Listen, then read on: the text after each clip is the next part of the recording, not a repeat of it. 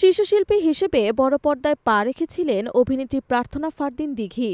তিনি বিভিন্ন নাটক, ওয়েব ফিল্ম ও সিনেমায় কাজ করলেও চাচু সিনেমার মাধ্যমে বেশ আলোচনায় এসেছিল। এমনকি সিনেমাটি এখন পর্যন্ত ব্যবসা সফল সিনেমা। ইতোমধ্যে বেশ কিছু সিনেমায় তিনি অভিনয় করে ফের ল্যামলাইটে আসেন।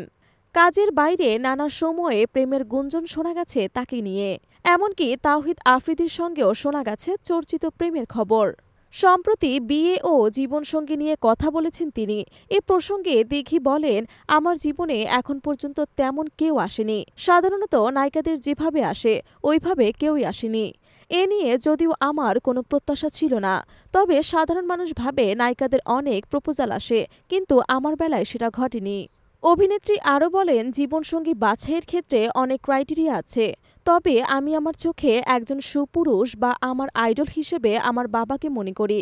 তাকে দেখলে আমার যেরকম লাগে তখন মনে হয় যে আমার জীবনে এরকম একজন ছেলে চাই। এমনকি এমন ছেলে পেলেই আমি বিয়ে করে ফেলব।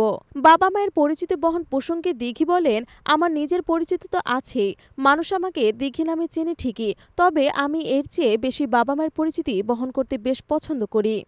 মানুষ যখন বলে আমি নায়িকা দোয়েল এবং নায়ক সুব্রতর মেয়ে, তাতে আমি অনেক স্বাচ্ছন্দ্য বোধ করি, এমনকি গর্ববোধ করি। ঈদের সিনেমা প্রসঙ্গে তিনি বলেন, ঈদে অনেক সিনেমা আসছে, সবই দেখার চেষ্টা করব এবং তালিকার মধ্যে আমার জঙ্গলি সিনেমাটা রাখব সবার আগে।